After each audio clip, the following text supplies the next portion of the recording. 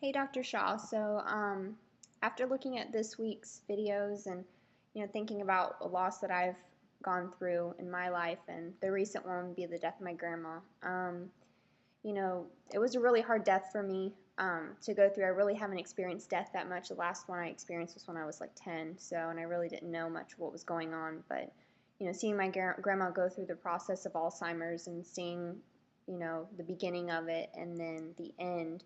I mean, I think people who take care of loved ones who have Alzheimer's or are around the loved ones that have Alzheimer's, you kind of start dealing with that process of grieving and coping very early on. And there were times where I was just so sad for her and searching and yearning definitely because I just said, well, why her? Why did it have to be her? Why did she have to get this disease? My grandma was always well put together, and so to see her just slowly start to fall apart and just not know anybody and not know what was going on. I mean, I slowly started seeing her deteriorate over about, I think she had it for about 10 years.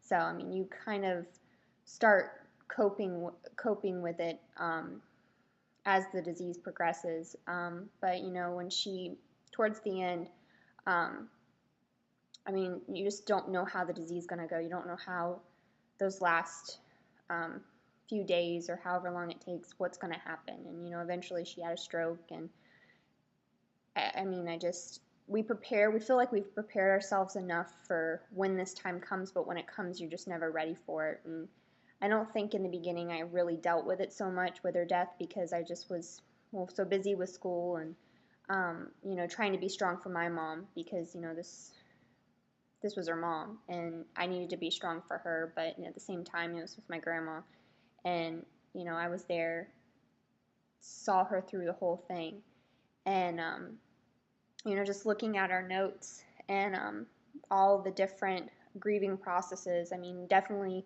when she died, I was definitely numb. Like I couldn't believe it. I mean, she was always one. I know we always think our grandparents are going to live forever, but I mean, even though she had Alzheimer's, I guess, never wanted to think about this time when it would come. Definitely searching and yearning, but I did that through the whole process. Like, why did it have to be her? Why? I don't understand why. Always researching what is Alzheimer's, what does it do. I mean, I've gone through that whole process through the whole entire disease. Disorganization, despair. I mean, I feel I guess I went through that. I mean, I don't deal with things very well. I tend to put them on the back burner, and I could tell like that week with schoolwork, all my schoolwork kind of went downhill a little bit. I didn't really want to deal with it. I didn't want to do any schoolwork, and so I definitely had disorganization there in that aspect. But I feel like now I'm at that stage where I'm reorganizing and recovering because my grandma wouldn't want me to be sad for her. I know that she's happy up there with my grandpa and her parents and my brother, and I know that she's happy and she's looking down on us, and thinking when we were at the wake, just thinking she's not confused anymore. There's not that confusion in her eyes anymore, and that's what's helped me cope. Even though, and I've looked online on like Alzheimer's website about how to deal with the death of a loved one with Alzheimer's or dementia, and they say that you feel guilty, and of course, I mean, we all feel guilty. I mean, I feel guilty. My mom feels guilty for putting her in the nursing home. We know she never wanted to be in a nursing home, but we just had no choice. And towards the end of her life, we just didn't have a choice. And that's where she had to go. But, I'm glad that I went. We went every month to go see her. And I'm glad, even though there were days where she just, she just looked lost. And she looked lost. Those days when she looked lost, it just would break my heart. But I know that she was well taken care of there, and her oldest sister got to visit her, and we came every month. And even though I saw the worst of her and the best of her, I'm glad I saw all of that because I don't regret anything. I don't regret any of it because I saw her the whole entire time that she's gone through this disease, and I know that she's not confused anymore, and she's up there in heaven looking down on all of us. So, that's a loss that is new, and it's been really difficult for me. And this whole